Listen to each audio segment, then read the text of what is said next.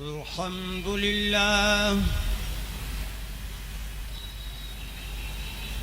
الحمد لله رب العالمين والعاقبة للمتقين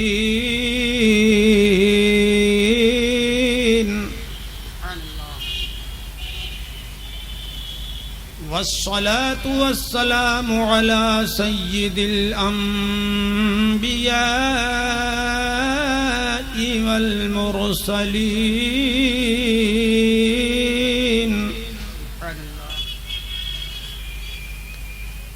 وعلى آله الطيبين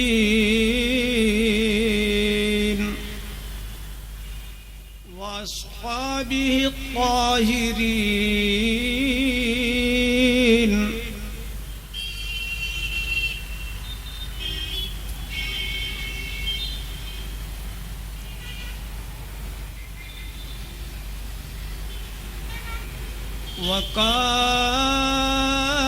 وكافة الأولياء الكاملين سبحان الله.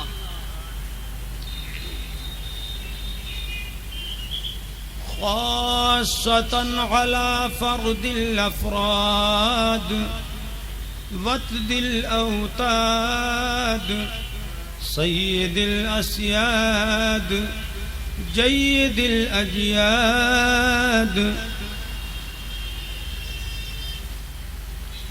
دافع الفساد سلطان البغداد سيدنا ومولانا الشيخ السيد عبد القادر الجيلاني غوث العالمين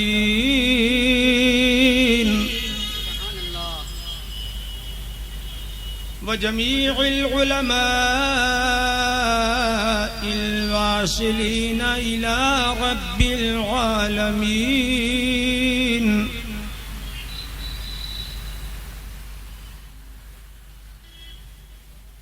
خصوصا على حجة الله في الأرضين آية من آيات رب العالمين معجزة من معجزات خاتم النبيين سبحان الله.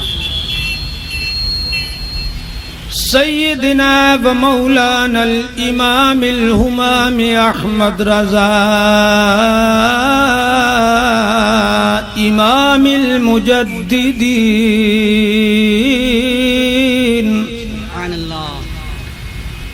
وابنه الكريم الأكرم سيدي وجيدي وسندي ومستندي ومعتمدي وزخري ليومي وغدي قطب العالم المولى المفتي الأعظم زبدة المتبرعين سبحان الله. سبحان الله. وعلينا معهم إلى يوم الدين.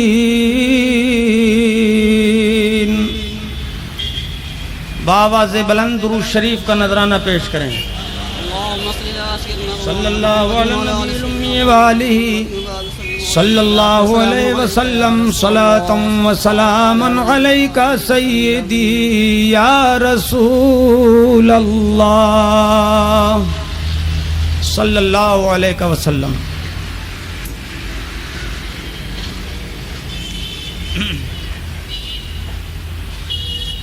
درود پاک کا نذرانہ پیش کریں. صلی اللہ علیہ النبی الأمی وآلہ صلی اللہ علیہ النبی الأمی وآلہ صلی اللہ علیہ وسلم. وسلم.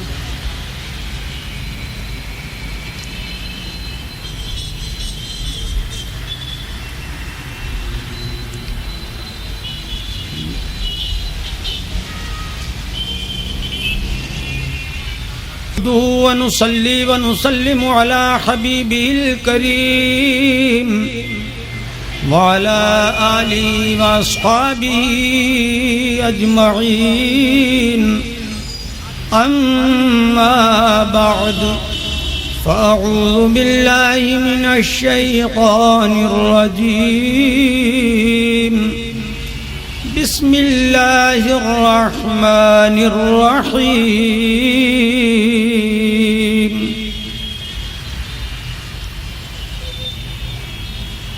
محمد رسول الله والذين معه أشداء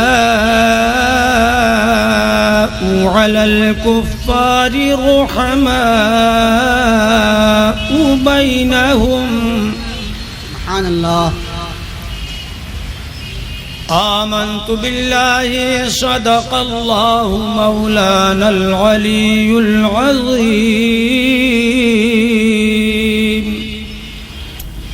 درود پاک کا نذرانہ پیش کریں. صلی اللہ علی النبی الامی وآلہ صلی اللہ علیہ وسلم. صلاۃ و سلام علیک سیدی یا رسول اللہ. ایک بار اور بلند آواز سے درود شریف پڑھیں. صلی اللہ علی النبی الامی وآلہ صلی اللہ علیہ وسلم. صلاۃ و سلام علیک سیدی یا رسول اللہ. صلی اللہ علیہ وعلی آلک و اصحابک یا خیر خلق اللہ. نہ جنت اس کی ہوگی اور نہ ہی اس کا خدا ہوگا. نہ جنت اس کی ہوگی نہ جنت اس کی ہوگی اور نہ ہی اس کا خدا ہوگا. جناب رحمت عالم سے جو کوئی جدا ہوگا. جناب رحمت عالم سے جو کوئی جدا ہوگا. شفاعت پر کمر باندھیں گے جس دم رحمت عالم. سبحان اللہ سبحان اللہ. اور زندہ دلی سے سبحان اللہ. شفاعت پر کمر باندھیں گے جس دم رحمت عالم. گدا ان کا سوئے جنت روانہ ہو چکا ہوگا. گدا ان کا سوئے جنت روانہ ہو چکا ہوگا. نہ گھبراؤ گناہگارو نہ شرماؤ سیاہ کارو. نہ گھبراؤ گناہگارو نہ ہو مایوس رحمت سے. نہ گھبراؤ گناہگارو نہ ہو مایوس رحمت سے. انہی کے روبرو ان کی رضا سے فیصلہ ہوگا. روبرو ان کی رضا سے فیصلہ ہوگا. توجہ فرمائیے، بہت ٹھنڈے ہیں آج، اور زندہ دلی سے بولیے سبحان اللہ. رضا و مصطفیٰ میں اس قدر گہرا تعلق ہے. سبحان اللہ. رضا و مصطفیٰ میں اس قدر گہرا تعلق ہے رضا و مصطفیٰ میں اس قدر گہرا تعلق ہے، گہرا تعلق ہے کہ جو ان کا گدا ہوگا وہی ان کا گدا ہوگا۔ نعرہ تکبیر، نعرہ رسالت، علماء اہل سنت، مسلک اعلی حضرت، سبحان اللہ سبحان اللہ۔ رضا کا جو ہوا فردوس نے اس کے قدم چومے، بے شک سبحان اللہ۔ تڑپ کے بولیے، رضا کا جو ہوا فردوس نے اس کے قدم چومے، رضا کا جو ہوا فردوس نے اس کے قدم چومے، رضا سے جو پھرا، رضا سے جو پھرا بے شک جہنم میں گرا ہوگا، رضا سے جو پھرا بے شک جہنم میں گرا ہوگا۔ صغیر اب کچھ نہیں ہے ڈر ہمیں روز قیامت کا، صغیر اب کچھ نہیں ہے ڈر ہمیں روز قیامت کا، شفاعت کے لیے اپنی حبیب کبریا ہوگا، سبحان اللہ۔ شفاعت کے لیے اپنی حبیب کبریا ہوگا۔ اور ایک مقطع منقبت والا ہے، صغیر خوشنوا کو خوف کیوں ہو اہل باطل کا، صغیر بے نوا کو خوف کیوں ہو اہل باطل کا، اہل باطل کا، مدد کے واسطے میری شہ احمد رضا ہوگا، مدد کے واسطے میری شہ احمد رضا ہوگا۔ اسے کیا خوف محشر جو رضا کا ہو گیا ہوگا، اسے کیا خوف محشر جو رضا کا ہو گیا ہوگا، غلام اعلی حضرت پر کرم فرما خدا ہوگا، غلام اعلی حضرت پر کرم فرما خدا ہوگا۔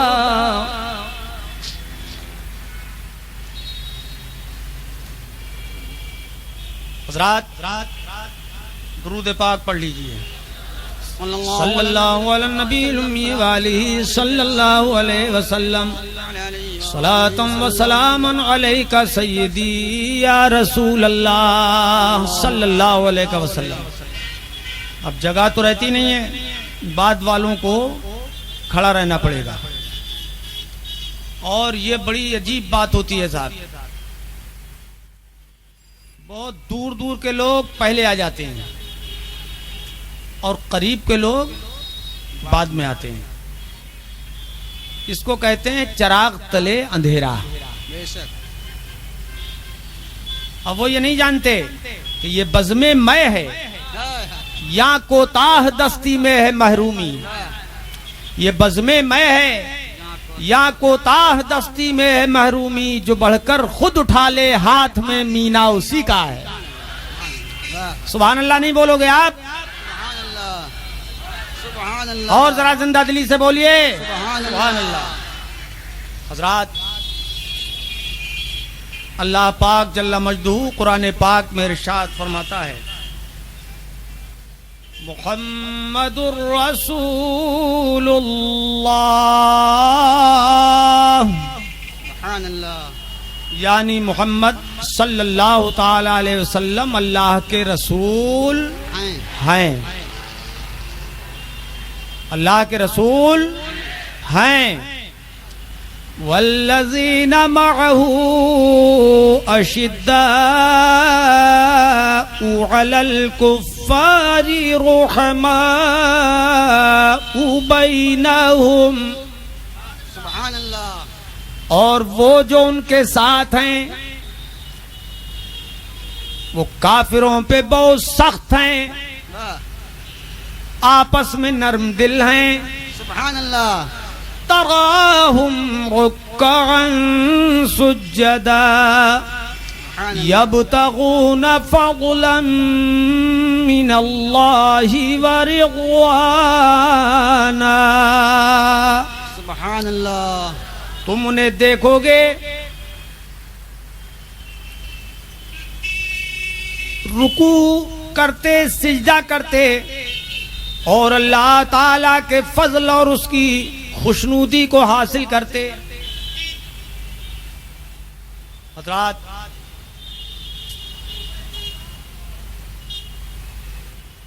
میں نے کل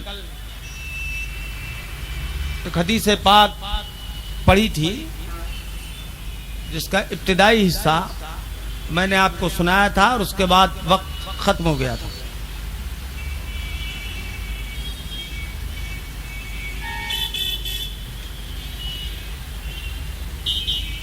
اللہ کے حبیب صلی اللہ تعالی علیہ وسلم نے ارشاد فرمایا کہ جب قیامت کا دن ہوگا، اللہ پاک اولین و آخرین کو جمع فرمائے گا، اور نور کے 2 ممبر بچھائے جائیں گے، ایک عرش کی دائنی جانب اور دوسرا ممبر عرش کی بائیں جانب، وَيَعْلُوهُمَا شَخْصَانِ، سبحان اللہ، اور 2 شخص ان ممبروں پہ کھڑے ہو جائیں گے، چڑھ جائیں گے۔ تو دائنی طرف والا اعلان فرمائے گا، من عرفنی فقد عرفنی ومن لم یعرفنی فانا رضوان خازن الجنہ۔ سبحان اللہ، سبحان اللہ، دائنی طرف جو کھڑا ہوگا وہ اعلان کرے گا، اے لوگو، اے محشر والو، جس نے مجھے پہچانا اس نے پہچان لیا، اور جس نے نہیں پہچانا وہ اب پہچان لے کہ میرا نام رضوان ہے، میں جنت کا خزانچی ہوں۔ سبحان اللہ، سبحان اللہ، یہ اپنا تعارف انہوں نے کرایا اور تمہیدی کلمات کہے، اور جس مقصد کے لیے وہ منبر بچھایا گیا تھا وہ اب سنیے۔ حضرت رضوان فرمائیں گے، اے لوگو کان کھول کے سن لو، اے محشر والو، آج کوئی بد مذہب اختلاف نہیں کر سکتا، کوئی بدعقیدہ دم نہیں مار سکتا، وہاں میدان محشر میں کوئی وہابی اپنے آپ کو وہابی نہیں کہہ سکتا، کوئی مودودی یہ ظاہر ہی نہیں کر سکے گا کہ میں مودودی تھا، کوئی غیر مقلد یہ کہہ نہیں سکتا کہ میں غیر مقلد تھا، کوئی رافضی یا کوئی خارجی وہاں یہ نہیں کہہ سکتا کہ میں رافضی تھا یا خارجی تھا۔ وہ سب کے سب مذہب حق کے خلاف ایک لفظ بولنے پر قادر ہی نہیں ہوں گے کہ جھوٹ دنیا ہی میں بولا جا سکتا ہے، فریب دنیا ہی کو دیا جا سکتا ہے، بدعقیدگی دنیا ہی میں کی جا سکتی ہے۔ جیسے ہی موت کا فرشتہ آتا ہے ہر آدمی اپنی چوکڑی بھول جاتا ہے اور سب کے سب ایمان لانے کا ارادہ کرتے ہیں، مگر موت کے وقت کافر ایمان لائے تو بھی اس کا ایمان معتبر نہیں ہوتا۔ تو میدان محشر میں تو بلکہ کھلے کافر بھی اعلان کریں گے کہ ہمارے پاس کوئی سنانے والا نہیں پہنچاتا، ہمیں معلوم نہیں تھا، یہاں تک کہ انبیاء کرام کی بے عزت کا بھی انکار کر دیں گے۔ تو وہاں پر کوئی اپنے کفر کو ظاہر کر ہی نہیں سکتا، اپنے گناہوں کو، اپنی بدعقیدگی کو، بدعملی کو، بد مذہبی کو وہاں ظاہر نہیں کر سکتا۔ تو وہاں اس وقت میدان محشر میں جو خطبہ دیا جائے گا، جو اعلان کیا جائے گا، جس کے لیے منبر بچھائے گئے جائیں گے، تو وہ حضرت رضوان دائنی طرف سے اعلان کریں گے۔ کان کھول کر سن لو اے محشر والو، دھیان سے سنو، ان اللہ تعالی امرنی ان اسلم مفاتیح الجنت الی محمد۔ تڑپ کے بولو اور ایک بار کہو صلی اللہ علیہ وسلم۔ فرمائیں گے کہ اللہ پاک نے جو مجھے جنت کا خزانچی بنایا، ساری کنجیاں میرے پاس رکھی، وہ بطور امانت تھیں۔ میرے رب کا حکم ہوا کہ اے رضوان وہ ساری کنجیاں لے کر میرے حبیب کی بارگاہ میں پیش کر دو۔ سبحان اللہ۔ ساری کنجیاں لے کر میں حضور کی بارگاہ میں جب پہنچا، حضرت رضوان فرمائیں گے بارگاہ مصطفیٰ میں جب میں حاضر ہوا، وہ ساری کنجیاں جنتوں کی میرے پاس تھیں۔ میں نے جب پیش کر دی تو اس کے بعد میرے آقا و مولا صلی اللہ تعالی علیہ وسلم نے ارشاد فرمایا، اے رضوان سنو سنو۔ اب حضرت رضوان ہی کے الفاظ سنیے، وَامَرَنِي مُحَمَّدٌ صلی اللہ تعالی علیہ وسلم ان اسلمها الى ابی بکر و عمر۔ اور طرف کے بولو صلی اللہ علیہ وسلم۔ آقا و مولا صلی اللہ علیہ وسلم نے ارشاد فرمایا، اے رضوان یہ جنت کی کنجیاں میرے جانثار یار غار ابو بکر صدیق کو اور میرے جانثار عمر فاروق اعظم کو پیش کر دو۔ سبحان اللہ۔ جنت کی کنجیاں فاروق اعظم کو اور صدیق اکبر کو پیش کی جائیں گی۔ حضرت رضوان فرماتے ہیں کہ یہ حضور نے مجھے حکم دیا۔ دیکھو اللہ کے حکم سے حضور کو دی گئی کنجیاں اور حضور کے حکم سے ابو بکر و عمر کو دی گئی کنجیاں۔ یہاں سے یہ بات سمجھ میں آ گئی کہ مالک حقیقی کنجیوں کا خدا ہے اور مالک مجازی میرے مصطفیٰ ہیں۔ اگر بطور امانت وہ کنجیاں حضور کو دی جاتی تو امانت میں تصرف کرنے کا کسی کو اختیار نہیں ہوتا۔ امانت میں کوئی تصرف کر ہی نہیں سکتا، جیسی امانت ہو ویسی ہی لوٹائی جاتی ہے، اس میں کسی کو حق تصرف ہوتا ہی نہیں ہے۔ وہ حق تصرف نہیں تھا حضرت رضوان کو، اس لیے کہ ان کے پاس بطور امانت تھی، اور مصطفیٰ کو حق تصرف تھا کہ مصطفیٰ کو مالک بنایا گیا تھا۔ اسی لیے تو سرکار نے فرمایا، اے رضوان میرے رب کے حکم سے کنجیاں تم میرے پاس لائے ہو، اب میرا حکم یہ ہے کہ میرے ابو بکر و عمر کو یہ کنجیاں دے دو۔ نعرہ تکبیر، نعرہ رسالت، عظمت صحابہ، مسلک اہل سنت۔ اچھا یہ بھی دیکھنے کی بات ہے کہ حضرت ابو بکر و عمر کو جو کنجیاں دی جائیں گی وہ بھی بطور امانت نہیں دی جائیں گی کہ جن میں حق تصرف نہ ہو، بلکہ حق تصرف خود حضور عطا فرما رہے ہیں۔ اگلا جملہ حدیث کا ملاحظہ فرمائیں، سرکار فرماتے ہیں لِيُدْخِلَ مُحِبِّهِمَ الْجَنَّةَ۔ قربان جاؤ سرکار کی سطح کے، اور طرف کے بول دو سبحان اللہ، دل کی گہرائیوں سے بولو سبحان اللہ۔ اللہ کے حبیب فرماتے ہیں میرے ان جانثاروں کو یہ کنجیاں دے دو، ابو بکر و عمر کو دے دو۔ کس لیے دو اے رضوان؟ اس لیے دے دو وہ کنجیاں کہ وہ کنجیاں اپنے ہاتھوں میں لے لیں اور اپنے اپنے جانثاروں کو، اپنے اپنے چاہنے والوں کو، اپنے اپنے عاشقوں کو جنت کا تالا کھول کے جنت میں داخل کر دیں۔ سبحان اللہ، سبحان اللہ، سبحان اللہ۔ نعرہ تکبیر، نعرہ رسالت، اختیارات مصطفیٰ، عظمت صحابہ۔ سبحان اللہ، سبحان ذرا اللہ توجہ ہے، غور کر رہے ہیں آپ؟ نور و عرفان کی بارش ہوگی، اللہ نے چاہا، ذرا توجہ کیجئے، سبحان اللہ سبحان کہ ہمارے دلوں کے دریچے کھل جائیں گے اور اللہ کے حبیب صلی اللہ علیہ وسلم کا فیضان ہر دل پہ بارش کی طرح برسنے لگے گا۔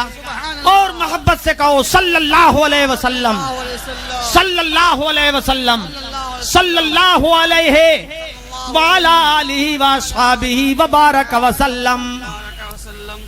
اب یہ تو ہو گیا دائنی طرف کا اعلان اور دائنی طرف کے نور کے منبر کا خطبہ۔ اب بائیں طرف آئیے، جو بائیں طرف منبر نور پہ کھڑا ہوگا وہ اعلان کرے گا، اے محشر والو، یا معاشر الخلائق، اے تمام مخلوقات کے گروہ۔ اب سب متوجہ ہو جائیں گے، سب سننے لگیں گے۔ اس وقت پان بیڑی بٹے میں کوئی مصروف ہو ہی نہیں سکتا کہ ذرا سا میں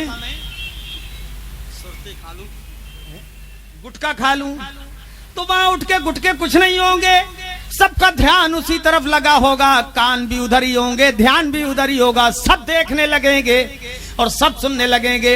تو بائیں طرف والے وہ اعلان فرمائیں گے، من عرفنی فقد عرفنی ومن لم یعرفنی فانا مالک خازن النار۔ تو بائیں طرف کا وہ فرشتہ اعلان کرے گا، اے لوگو، جس نے مجھے پہچانا اس نے تو پہچان لیا، اور جس نے نہیں پہچانا وہ اب پہچان لے کہ میرا نام تو مالک ہے اور میں جہنم کا خزانچی ہوں۔ سبحان اللہ سبحان اللہ۔ اب سنیے، وہ فرمائیں گے، سنو سنو، دھیان سے سنو، اچھی طرح سے سن لو، ان اللہ تعالی امرنی ان اسلم مفاتیح النار الی محمد صلی اللہ علیہ وسلم۔ محبت سے بول دیا کیجئے صلی اللہ علیہ وسلم۔ وہ فرمائیں گے کہ میرا نام مالک ہے اور میں جہنم کا خزانچی ہوں۔ سنو، بے شک اللہ پاک نے مجھے حکم دیا کہ اے مالک، یہ جہنم کی ساری کنجیاں جو تمہارے پاس بطور امانت تھی اب میرے حبیب کی خدمت میں پیش کرو۔ سبحان اللہ سبحان اللہ۔ فرماتے ہیں میں نے وہ کنجیاں پیش بھی کر دیں۔ جب کنجیاں لے کر میں بارگاہ حبیب خدا میں گیا تو اللہ کے حبیب صلی اللہ علیہ وسلم نے کیا فرمایا وہ سنیے، وَأَمَرَنِ، انہی کی زبان سے سنیے، وَأَمَرَنِي محمد صلی اللہ تعالی علیہ وسلم ان اسلمها الى ابی بکر وعمر۔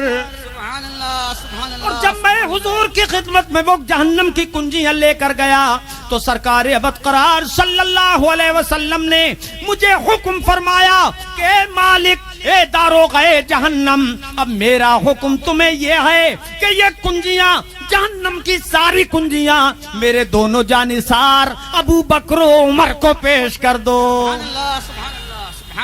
وہ بھی مالکانہ حقوق حضور نے دیے اور ارشاد فرمایا کس لیے وہ کنجیاں پیش کرو، سنو، لِيُدْخِلَا مُبْغِضِيهِمَ النَّارِ۔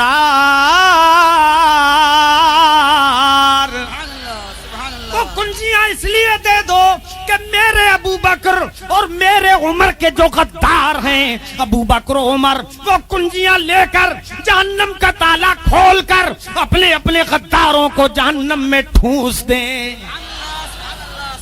سبحان اللہ سبحان اللہ۔ دیکھیے یہ دو کنجیاں، جنت کی بھی کنجیاں اور جہنم کی بھی کنجیاں، یہ ابو بکر و عمر کو کیوں دی جا رہی ہیں، شیخین کو کیوں پیش کی جا رہی ہیں؟ سنیے، اس کا راز ہے میرے آقا و مولا صلی اللہ علیہ وسلم نے فرمایا ہر نبی کے وزیر ہوئے ہیں، ہر نبی کے وزیر ہوئے ہیں اور میرے 4 وزیر ہیں۔ میرے کتنے وزیر بولو؟ 4 وزیر۔ سرکار فرماتے ہیں کہ میرے وزیر زمینوں میں بھی ہیں، آسمانوں میں بھی ہیں۔ میکائیل ہے. سبحان اللہ. اور آپ کو معلوم ہونا چاہیے کہ یہ دو فرشتے سارے فرشتوں کے سردار ہیں. حضرت جبریل بھی, حضرت میکائیل بھی. اور سب سے بڑا درجہ حضرت جبریل امین کا ہے, پھر حضرت میکائیل کا, پھر حضرت اسرافیل کا, اور چوتھا درجہ حضرت اسرائیل کا. تو دو وزیر حضور کے آسمان میں ہیں, جبرائیل و میکائیل, اور اسرافیل و اسرائیل وہ نائب وزیر ہیں. سبحان اللہ. سبحان اللہ. اور سرکار فرماتے ہیں سنو, وَأَمَّا وَزِيرَ مِنْ أَهْلِ الْأَرْضِ فَأَبُو بَكْرٍ وَعُمَرٍ. سبحان اللہ. اور میرے دو وزیر جو زمینوں میں ہیں, تو سرکار نے فرمایا میرے دو وزیر, ایک کا نام ابو بکر صدیق ہے, دوسرے کا نام عمر فاروق ہے. سبحان اللہ. یہ دو وزیر حضور کے ہیں. یہاں سے یہ بات سمجھ میں آ گئی کہ وزیر دائرہ سلطنت میں ہوتے ہیں. آج کی بات نہیں ہے, یہ اس وقت اپنے وزیر اپنی ہی سلطنت میں رہا کرتے تھے. تو حضور اکرم صلی اللہ علیہ وسلم نے یہ اعلان فرما دیا کہ میرے دو وزیر آسمانوں میں ہیں اور دو زمین میں ہیں. تو ظاہر بات ہے کہ وزیر مشیر ہوتے ہیں, وزیر مشورے کے لیے ہوتے ہیں. بادشاہ وزیروں سے مشورہ کرتا ہے. آسمانوں میں جبرائیل و میکائیل ہیں, تو مصطفیٰ ان سے کیسے مشورہ کرتے تھے؟ وزیر کو تو پاس ہونا چاہیے. تو یہاں سے یہ بات سمجھ میں آ گئی کہ مصطفیٰ جان رحمت صلی اللہ علیہ وسلم کی جلوہ گری آسمانوں میں بھی تھی اور زمینوں میں بھی تھی, اور ان کا دائرہ اختیار آسمان بھی ہیں اور زمین بھی ہیں. مصطفیٰ کی حکومت آسمانوں پر بھی ہے اور زمینوں پر بھی ہے. اور یہاں سے یہ بات بھی سمجھ میں آ گئی کہ مصطفیٰ کے یہ دونوں وزیر حضرت صدیق و فاروق دونوں آج بھی حضور ہی کے ساتھ ہیں. سبحان اللہ. سبحان اللہ. بے شک. گنبد خضرا میں کون کون ہے؟ کون کون ہے بولو؟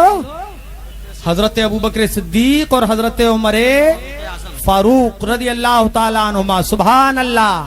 سبحان اللہ. یہی دو بزرگ وہاں پر کیوں ہیں؟ حضور کے ساتھ یہی دو کیوں ہیں اور کوئی کیوں نہیں؟ کہ آپ کو معلوم ہونا چاہیے کہ آج بھی میرے سرکار حکومت فرما رہے ہیں. ساری کائنات ان کی حکومت میں ہے اور مدینہ طیبہ ان کی راجدھانی ہے اور گنبد خضرا پائے تخت ہے. اور ایک بادشاہ جب اپنے گھر میں ہوتا ہے تو اس کی بیوی بھی اس کے پاس ہوتی ہے, اس کی ماں بھی اس کے ساتھ ہوتی ہے, باپ بھی ساتھ رہتا ہے, اور بیٹے بیٹیاں بھی ساتھ رہتے ہیں, عزیز و اقارب بھی ساتھ رہتے ہیں. لیکن وہی بادشاہ جب تخت سلطنت پہ جلوا رہا ہوتا ہے تو پاس میں باپ بیٹے نہیں ہوتے, بیویاں اور بہنیں نہیں ہوتی, ماں نہیں ہوتی, اعزاء و اقربا نہیں ہوتے, بلکہ تخت سلطنت پہ جب بادشاہ جلوہ فرما ہوتا ہے تو اس کے آس پاس اس کے وزیر ہوا کرتے ہیں.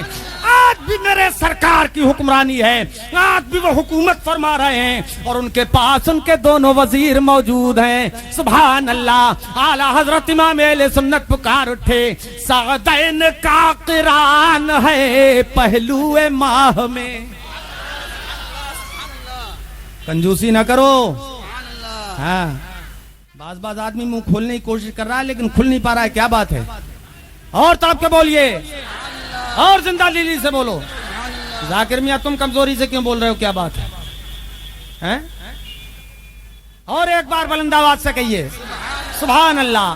سعدین کا قران ہے پہلو ماہ میں اور جھرمٹ کیے ہیں تارے تجلی قمر کی ہے. محبوب رب عرش ہے اس سبز قبے میں, محبوب رب عرش ہے اس سبز قبے میں, محبوب رب عرش ہے اس سبز قبے میں, پہلو میں جلوہ گاہ, پہلو میں جلوہ گاہ عتیق و عمر کی ہے. سبحان اللہ.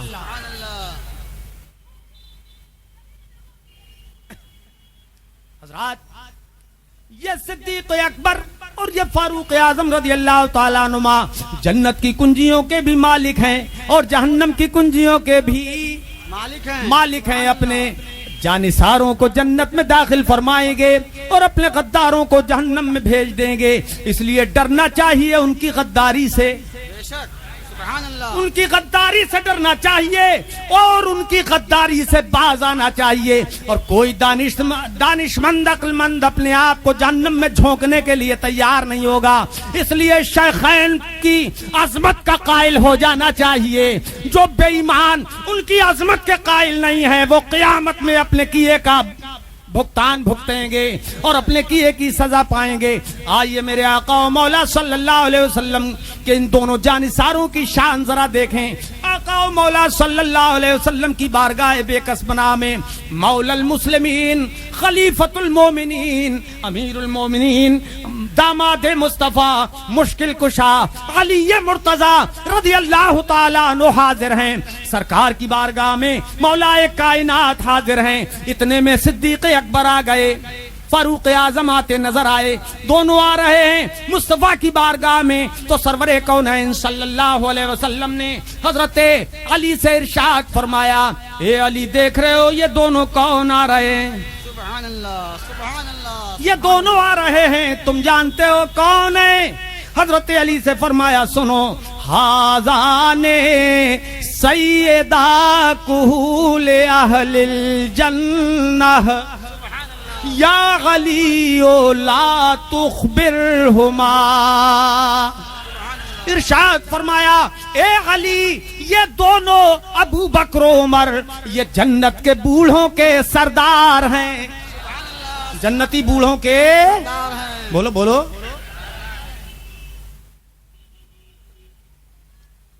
جنتی بوڑھوں کے سردار ہیں. ان کو بھی ضد ہے، یہ لائٹ نہیں گل کر سکتے.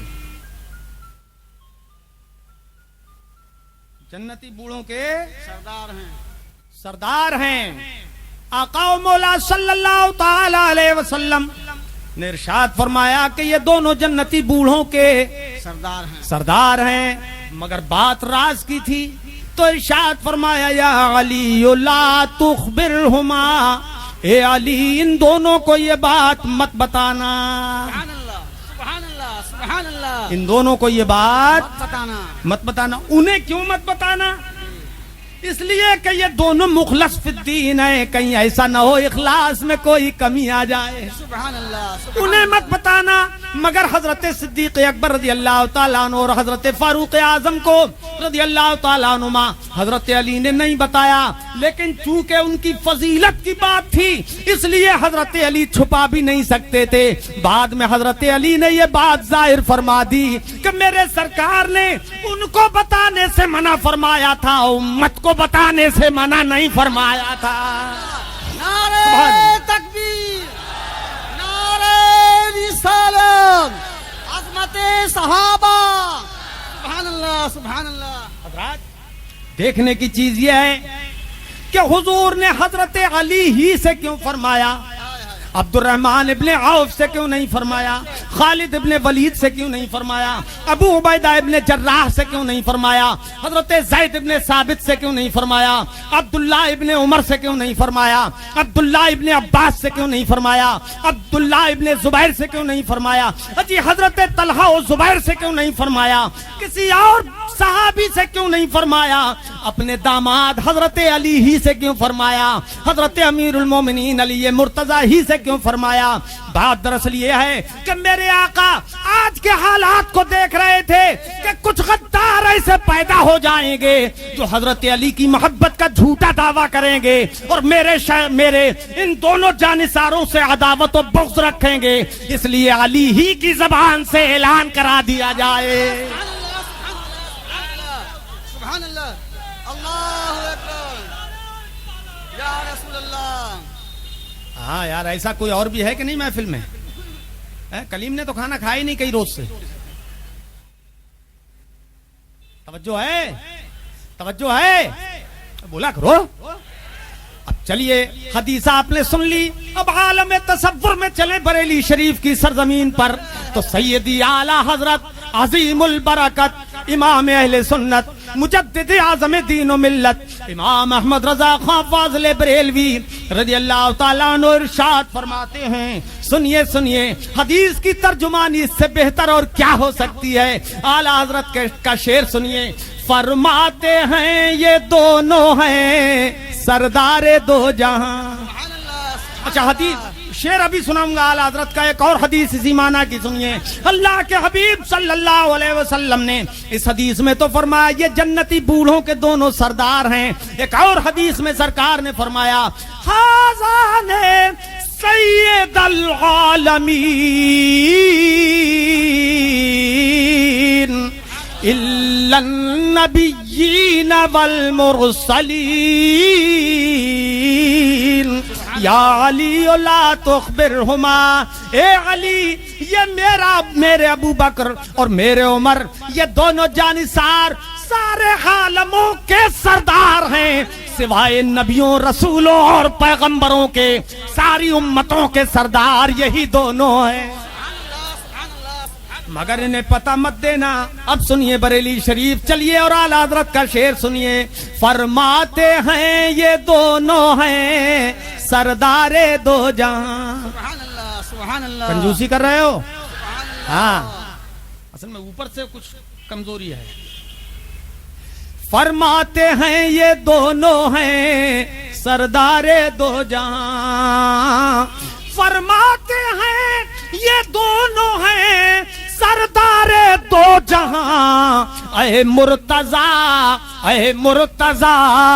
عتیق عمر کو خبر نہ ہو، اے مرتضی عتیق عمر کو خبر نہ ہو.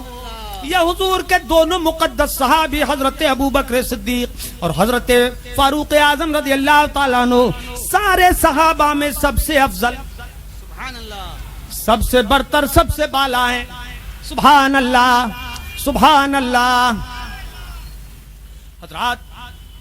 حضرت عائشہ صدیقہ رضی اللہ تعالیٰ عنہ ایک مرتبہ سرکار کے پاس حاضر ہیں اور آقا و مولا صلی اللہ علیہ وسلم اپنا سر اقدس ام المومنین کی گود میں رکھے ہوئے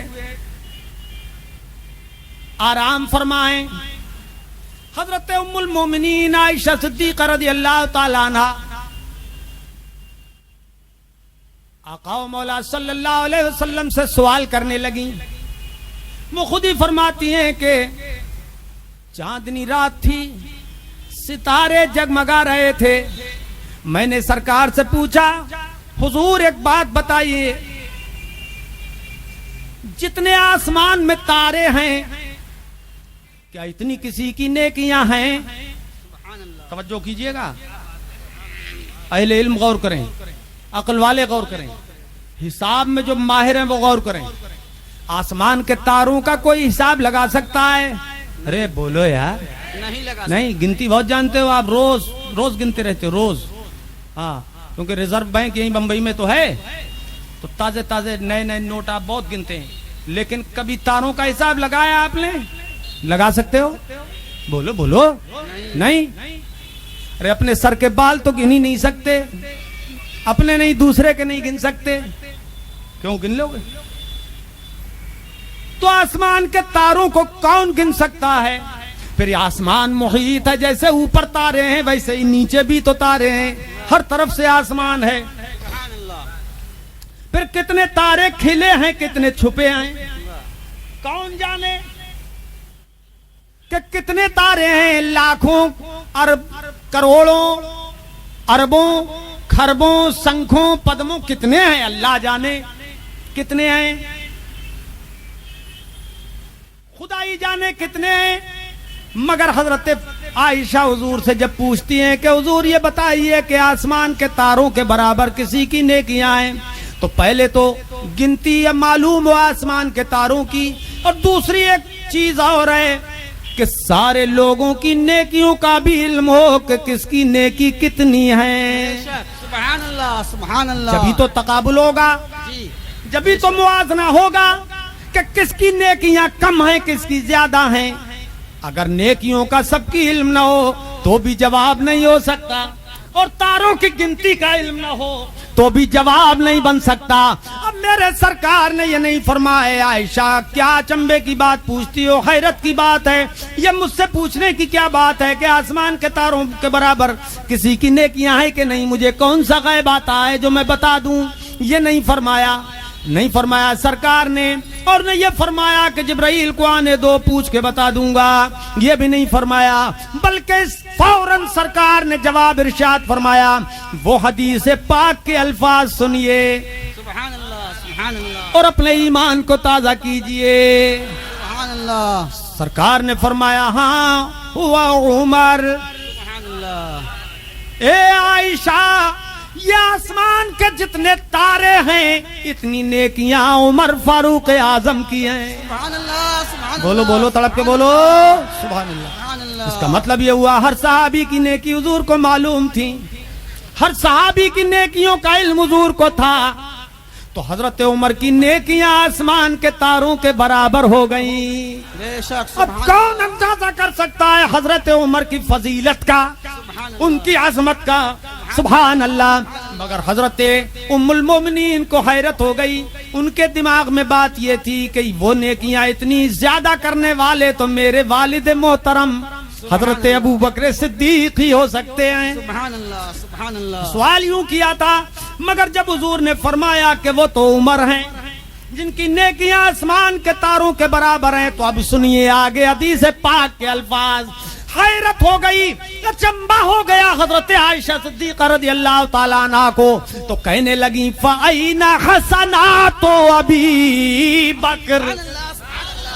سبحان اللہ سبحان اللہ. سرکار جب عمر کی نیکیاں آسمان کے تاروں کے برابر ہیں تو میرے باپ ابو بکر صدیق کی نیکیاں کہاں گئیں؟ سبحان اللہ سبحان اللہ. توجہ ہے, ابو بکر کی نیکیاں کہاں گئیں سرکار؟ این حسنات ابی بکر, ابو بکر کی نیکیاں کیا ہوئیں؟ تعجب کی بات تھی کہ سب سے بہتر نیکوکار صدیق اکبر ہی تو تھے, مگر عمر کی نیکیاں تاروں کے برابر ہو گئیں. تو ابو بکر کی نیکیاں کیا ہوئیں؟ یہ حضرت عائشہ نے جب عرض کیا تو اب جواب سنیے آقا و مولا صلی اللہ تعالی علیہ وسلم کا. اب خوب توجہ فرمائیے, میرے آقا جواب میں ارشاد فرماتے ہیں عائشہ تعجب نہ کرو, حیرت میں نہ پڑو, انما جمیع حسنات عمر کا حسنات واحدۃ لأبی بکر. سبحان اللہ سبحان اللہ سبحان اللہ. اللہ اکبر اللہ اکبر یا رسول اللہ.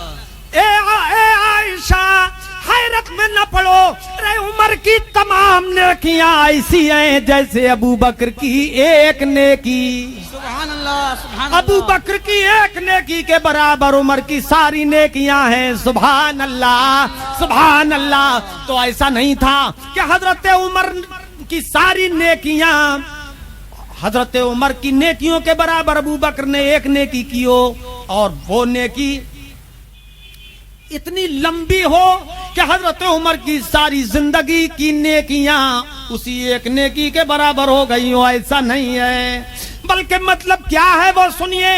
ابو بکر کی نیکی ایک, ساری نیکیوں میں سے ایک نیکی لی جائے اور حضرت عمر کی ساری نیکیاں پلے میزان میں رکھ دی جائیں تو حضرت عمر کی ساری نیکیاں ابو بکر کی ایک نیکی کے برابر ہیں, اور ابو بکر کی ایک نیکی ان سے کسی درجے میں کم نہیں ہے. اب معلوم یہ ہوا, اس کی عظمت کا اندازہ لگائیے کہ ابو بکر کی جب ایک نیکی کا یہ عالم ہے تو ان کی زندگی بھر کی نیکیوں کا کیا عالم ہوگا.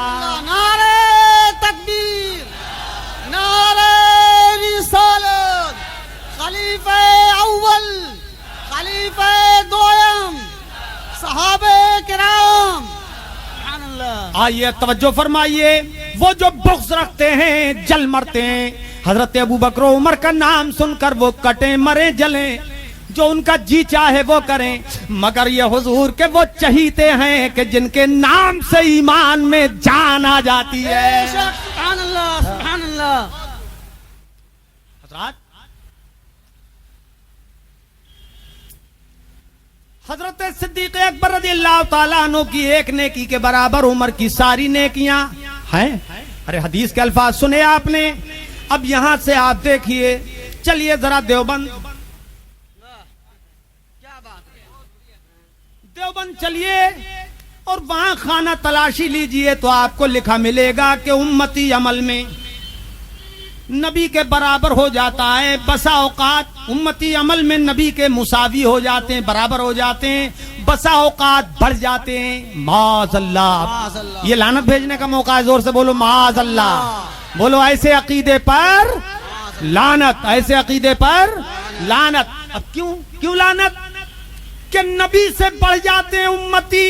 یہ انہوں نے لکھا معاذ اللہ. یہ قاسم نانوتوی نے تحذیر الناس میں لکھا ہے, جس سے ہم لوگوں نے مئی میں مناظرہ جس کی عبارت پہ کیا بہار میں, اور اہل سنت کو فتح عظیم حاصل ہوئی اور طاہر گیاوی کی حالت خراب ہو گئی.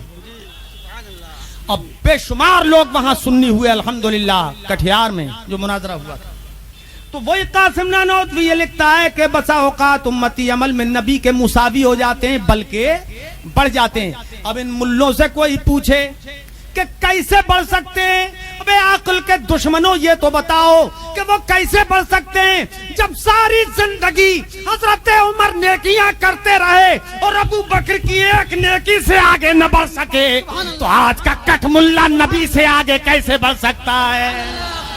نعرہ تکبیر, نعرہ رسالت, عظمت مصطفیٰ, اختیارات مصطفیٰ, عظمت صحابہ. مگر عقل ہوتی تو خدا سے نہ لڑائی لیتے. عقل ہوتی تو خدا سے نہ لڑائی لیتے. یہ گھٹائیں اسے منظور بڑھانا.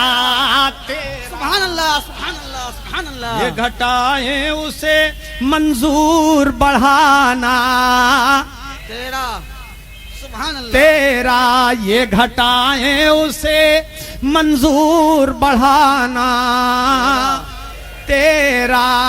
اور مٹ گئے مٹتے ہیں, مٹ جائیں گے عادات تیرے. مٹ گئے مٹتے ہیں, مٹ جائیں گے دشمن تیرے. اور نہ مٹا ہے نہ مٹے گا کبھی چرچا تیرا. نہ مٹا ہے نہ مٹے گا کبھی چرچا تیرا. اور یہ عقل کے دشمن سوچتے بھی نہیں ہے کہ امتی نبی سے عمل میں کیسے بڑھ سکتا ہے. یہ تو دیکھتے ہیں کہ ہماری تو پیشانیاں کالی ہو گئیں سجدے کرتے کرتے, کیونکہ اتنا رگڑتے ہیں کہ پیروں, کبھی آپ نے دیکھا ہے یہ تبلیغی جماعت اور وہابیوں کو نماز پڑھتے ہوئے ہیں؟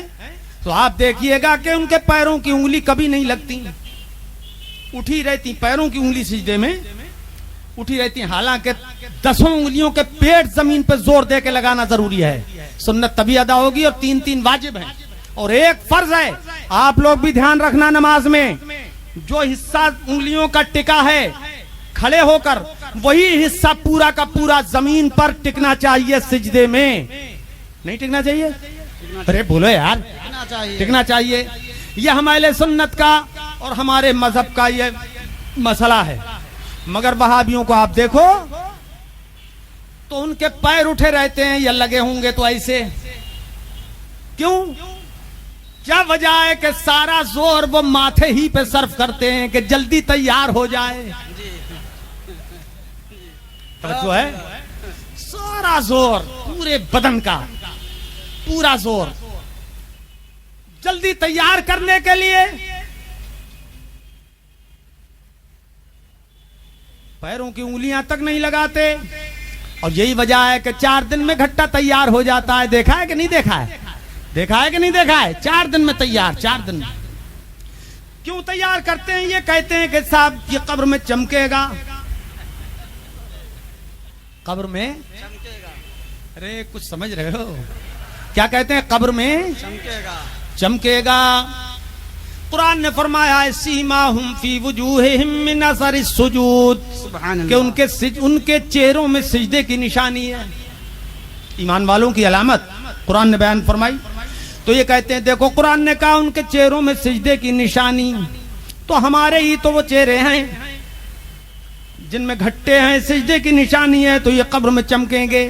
تو میرا مشورہ ان کے لیے یہ ہے کہ پھر اتنے ہی پہ اکتفا نہ کرو. قبر میں چمکنے کے لیے اتنے ہی بلب پہ اکتفا نہ کرو، پورا راڈ بنا لو، اور ادھر سے بھی ادھر سے بھی، تاکہ یہ آفتاب سیاہ تمہاری قبر کو پرنور کر دے. اور ایسے اگر نہ مانو تو پھر ایسے اگر نہ کر سکو تو الٹے توے کے پاس بیٹھ جاؤ، تاکہ پورا چہرہ قبر میں چمکے. کہتے کیا ہے صاحب؟ قرآن میں فرمایا فی وجوہہم من اثر السجود، ان کے چہروں میں سجدے کی نشانی ہے. مگر قربان جائیے قرآن کی بلاغت کے، سبحان اللہ، قرآن کی فصاحت و بلاغت کا کیا کہنا، انداز بیان کا کیا کہنا. قرآن نے یہ نہیں فرمایا فی جباہہم، ان کی پیشانیوں میں، یہ نہیں فرمایا ان کی پیشانیوں میں سجدے کی نشانی، بلکہ فرمایا ان کے چہروں میں سجدے کی نشانی. تو پیشانی اتنی ہوتی ہے اور چہرہ یہاں سے یہاں تک پورا ہوتا ہے. سبحان اللہ، سبحان اللہ. چہرہ پورا ہوتا ہے. تو قرآن نے صرف پیشانی نہیں کہا ہے کہ پیشانی ہی داغ لو، بلکہ یہ فرمایا ان کے چہروں میں سجدے کی نشانی ہے. تو اب پورے چہرے میں کوئی وہاں بھی کیسے نشانی بنائے گا؟ ذرا توجہ کیجئے گا، کیسے بنائے گا؟ اب ہم سے پوچھے گا آپ کیسے کیا کریں گے، تو ہم کہیں گے سنیے جناب، وہ جو سجدے کا نشان اپنے آپ بن جائے، وہ اخلاص والا نشان قبر میں چمکے گا.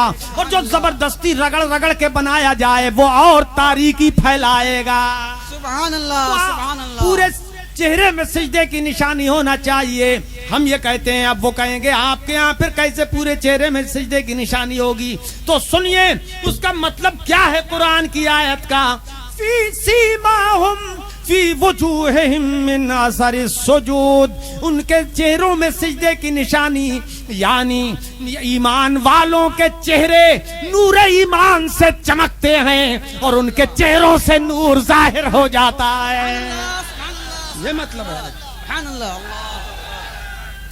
یا رسول اللہ زندہ باد.